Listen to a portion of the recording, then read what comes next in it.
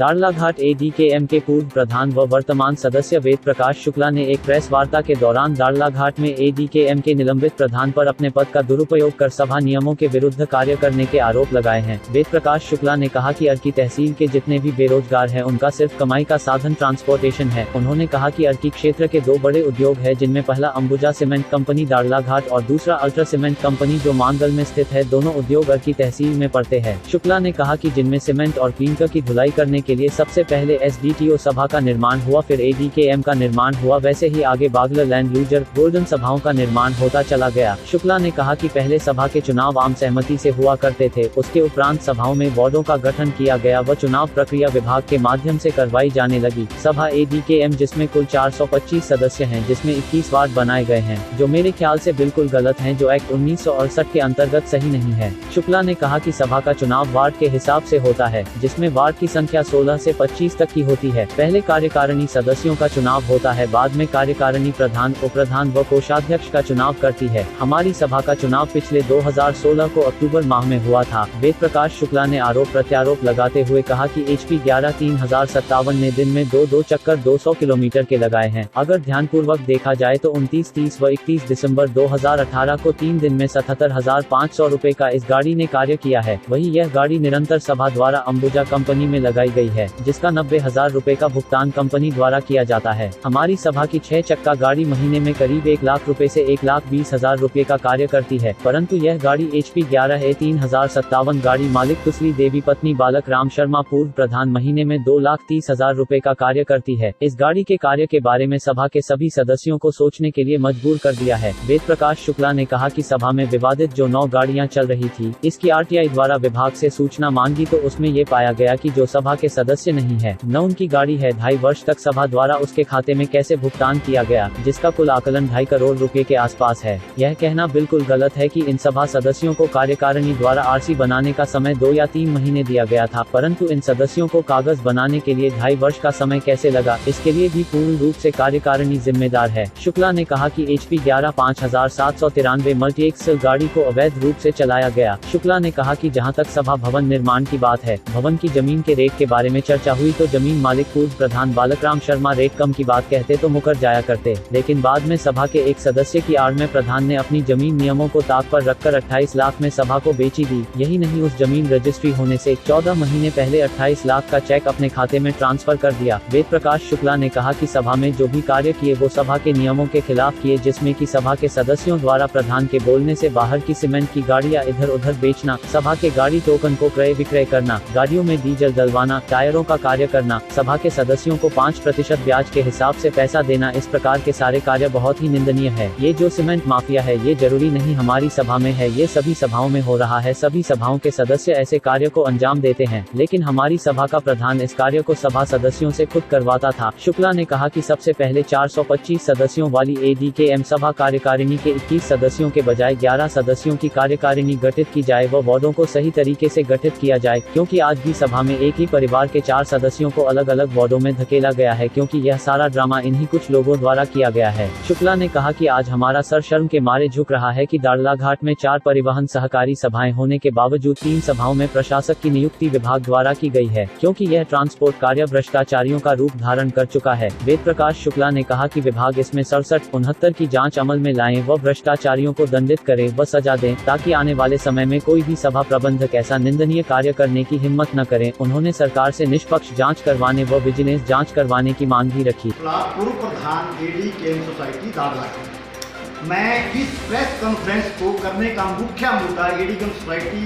के घपलों को उजागर करने का है।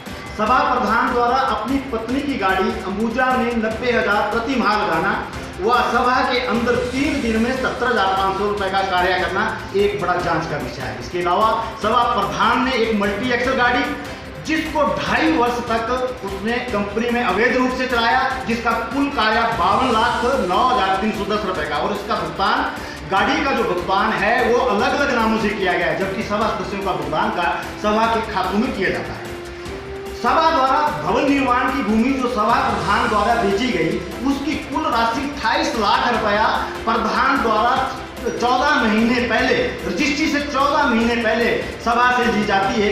एक बहुत ही जांच का बड़ा विषय है। अब मैं सरकार से एक प्रार्थना करना चाहूँगा कि मांग करना चाहूँगा कि इन सभी घोटालों की जांच जो विजिलेंस से कराई जाए और इनके ऊपर सख्त से सख्त कार्रवाई की जाए। ये सारे तथ्य मेरे प्रूफ है, मेरे पास ये सारे तथ्य प्रूफ है।